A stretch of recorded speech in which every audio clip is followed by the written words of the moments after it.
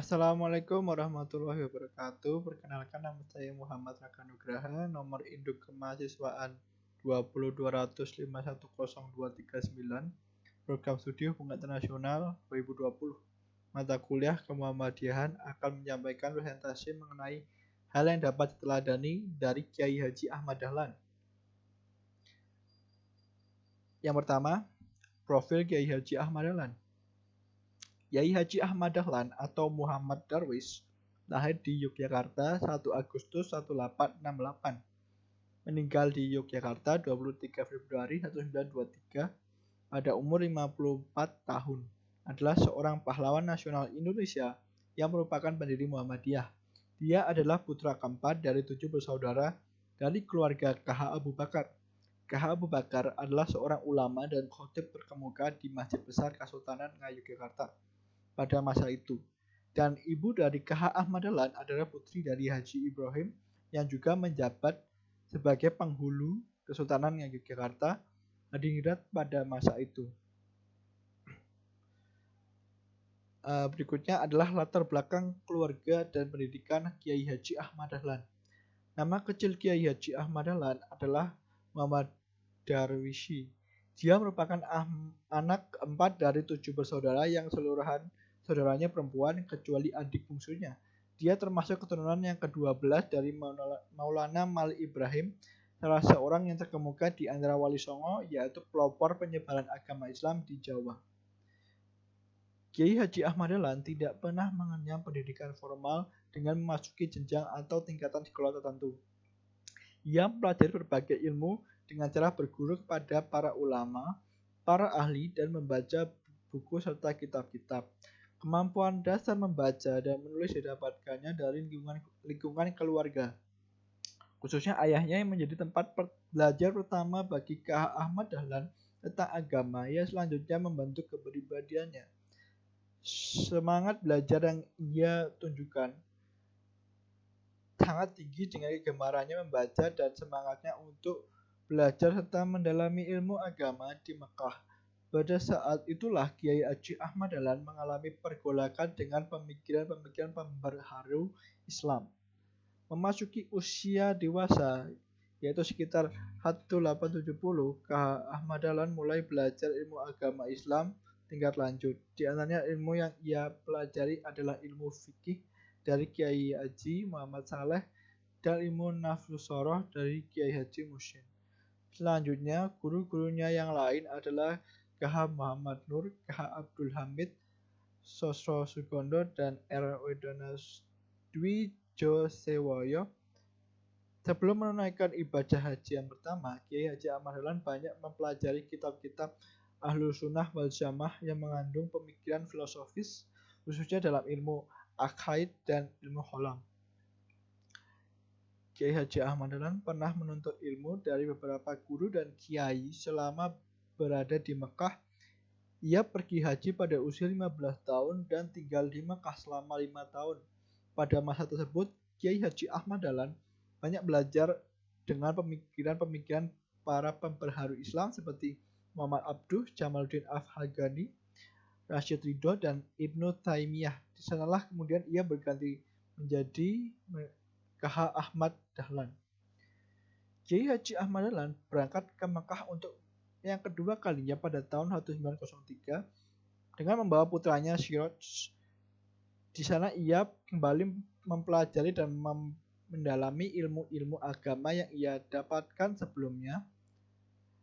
Model pendidikan yang dikembangkan oleh Kiai Haji Ahmad Dahlan adalah konsep pendidikan yang berrelevansi dengan lingkungan kehidupan. Konsep ini melahirkan prinsip-prinsip ilmu amaliyah dan amal ilmiah. Maksudnya adalah ilmu akan menjadi bermanfaat ketika diamalkan untuk kepentingan masyarakat banyak. Salah seorang murid Kiai Haji Ahmad Dahlan, yaitu Haji Hajid, menyatakan bahwa kitab-kitab yang ditelaah oleh KH Ahmad Dahlan merupakan kitab kumpulan yang juga dipelajari oleh kebanyakan ulama di Indonesia dan ulama di Mekah. Misalnya dalam ilmu akidah yang ditelaahnya adalah kitab-kitab beraliran Ahlus Sunnah wal Jamaah, ilmu fikih dari mazhab Syafi'iyah, dalam ilmu tasawuf menurut Imam Al-Ghazali. Kemudian adalah hal yang dapat diteladani dari Kiai Haji Ahmad Dahlan. Yang pertama, pada tahun 1883, yang pertama adalah ia merupakan sosok yang mandiri. Pada tahun 1883, saat beliau berusia 15 tahun, beliau sudah pergi haji dan tinggal di Makkah selama 5 tahun. Pada periode ini, beliau mulai berinteraksi dengan pemikir-pemikir pembaru Islam seperti Muhammad Abduh Al-Afghani, Rashid Ridho, dan Ibnu Taimiyah. Berikutnya, ia merupakan tokoh yang mencintai ilmu pengetahuan. Pada tahun 1903, beliau bertolak kembali ke Makkah dan menetap selama 2 tahun untuk memperdalam ilmu pengetahuan khususnya agama Islam. Beliau berguru ke Syekh Ahmad Khotib yang juga guru dari pendiri NU KH Hasyim Asy'ari. Pada tahun 1912, ia mendirikan Muhammadiyah di Kampung Kauman, Yogyakarta. Berikutnya, dia memiliki jiwa wirausaha. Dikenal sebagai seorang wirausahawan yang cukup berhasil dengan berdagang batik yang saat itu merupakan profesi wira swasta yang cukup merajalela di masyarakat. Hasil dari keuntungan selain untuk keluarga, juga untuk berdakwah. Lambat laun Muhammadiyah dikenal luas masyarakat. Dahlan juga banyak dikenal oleh juragan batik. Kedekatannya dengan para pengusaha itulah bisa menopang dan membantu Dahlan dalam berdakwah, terutama mengembangkan Muhammadiyah. Suatu hari Dahlan sampai kekurangan dana untuk membangun sekolah.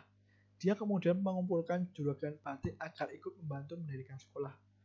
Yang keempat, ia pandai dalam berorganisasi. Sebagai seorang yang aktif dalam kegiatan bermasyarakat dan mempunyai gagasan-gagasan cemerlang, beliau mudah diterima dan dihormati di tengah kalangan masyarakat, sehingga ia juga dengan cepat mendapatkan tempat di organisasi Jamiatul Khair, Budi Utomo, Syariat Islam, dan Komite Pembela Kanjeng Nabi SAW. Berikutnya, ia mempunyai nasionalisme yang kuat. Mengingat Muhammadiyah didirikan untuk mensejahterakan umat, sejak awal Muhammadiyah menjaga diri untuk tidak terlibat dalam hiruk-pikuk politik praktis. Sekalipun demikian, ia tidak anti politik. Sekalipun demikian, beliau tidak secara pribadi tidak menarik diri dari perjuangan di dunia politik.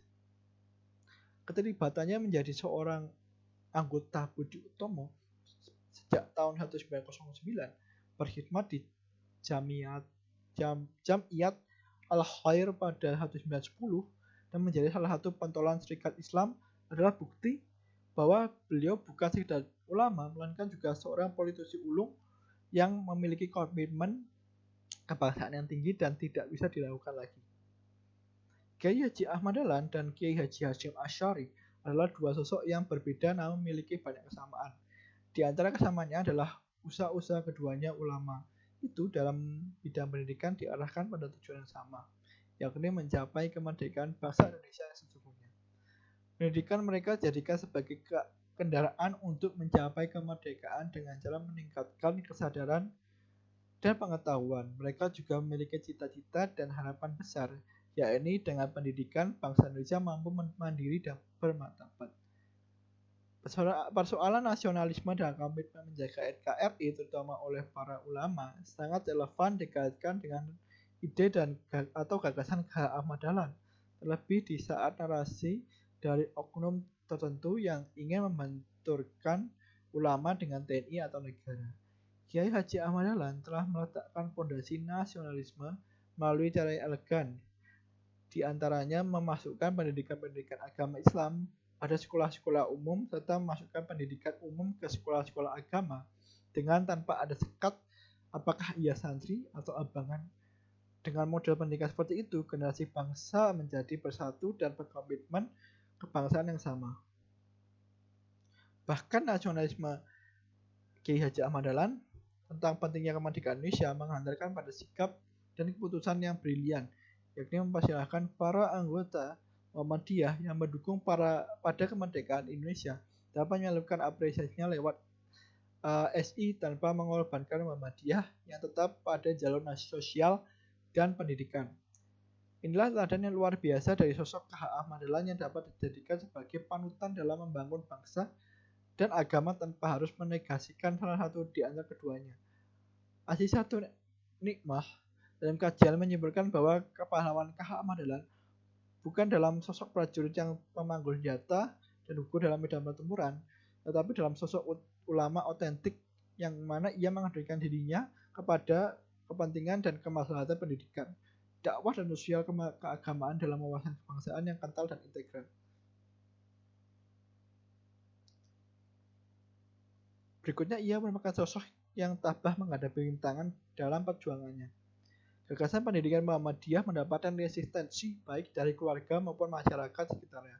Berbagai fitnahan, tuduhan, dan hasutan datang bertubi-tubi kepadanya. Ia dituduh hendak mendirikan agama baru yang menyalahi agama Islam. Ada menuduhnya sebagai kiai palsu karena sudah meniru-niru bangsa Belanda yang Kristen, mengajarkan di sekolah Belanda tetap bergaul dengan tokoh-tokoh budi utama yang kebanyakan golongan priai dan bermacam-macam tujuan lainnya. Berikutnya ia merupakan sosok yang cerdas. Kehadiran Muhammadiyah jauh bertentangan dengan keinginan pemerintahan Hindia Belanda.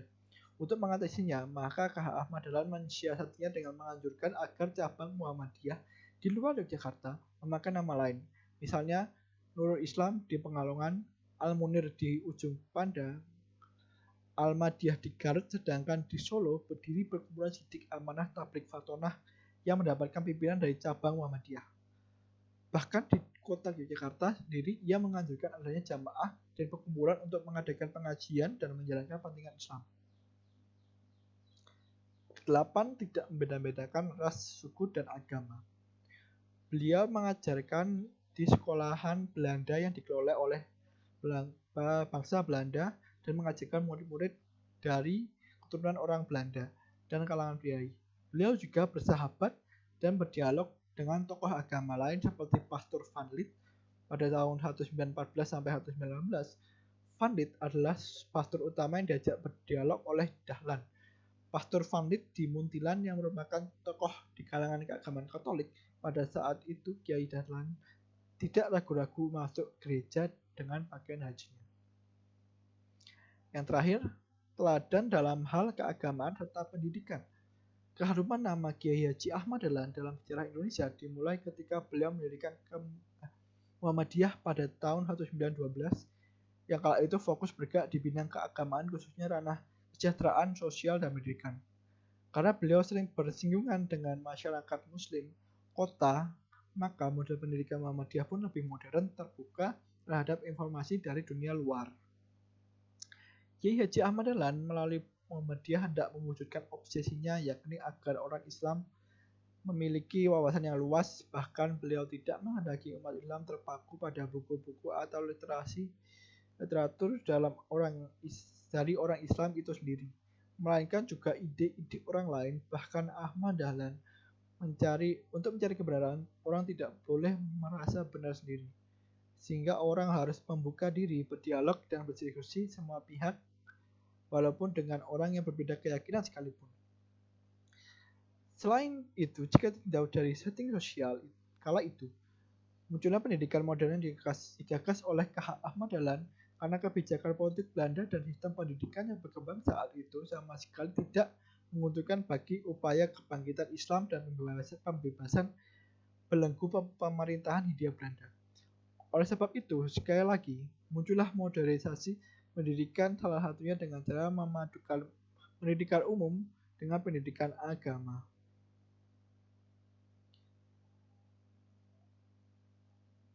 Kiai Haji Ahmad Dahlan ditetapkan sebagai pahlawan nasional. Atas jasa-jasa Kiai Haji Ahmad Dahlan dalam kebangkitan kesadaran bangsa Indonesia melalui pembaharuan Islam dan pendidikan, maka pemerintahan Republik Indonesia menetapkannya sebagai sebagai pahlawan nasional dengan surat keputusan Presiden nomor 657 tahun 1961. Dasar-dasar penetapan itu ialah sebagai berikut. Yang pertama, Kiai Haji Ahmad Dahlan telah mempelopori kebangkitan umat Islam untuk menyadari nasibnya sebagai bangsa terjajah yang masih harus belajar dan berbuat. Berikutnya, dengan organisasi Muhammadiyah yang didirikannya, telah banyak memberikan ajaran Islam yang murni kepada bangsanya. Ajarannya menuntut kemajuan, kecerdasan, dan beramal bagi masyarakat dan umat dengan dasar iman dan Islam. Dengan organisasinya, Muhammadiyah telah mempelopori amal usaha sosial dan pendidikan yang amat diperlukan bagi kebangkitan dan kemajuan bangsa dengan jiwa ajaran Islam. Dan dengan organisasi Muhammadiyah, bagian wanita atau Aisyah telah mempelopori kebangkitan wanita Islam untuk mengecap pendidikan dan berfungsi sosial setingkat dengan kaum pria. Sekian, itu semua melakukan presentasi dari saya. Terima kasih atas atensinya, terima kasih atas perhatiannya. Wassalamualaikum warahmatullahi wabarakatuh.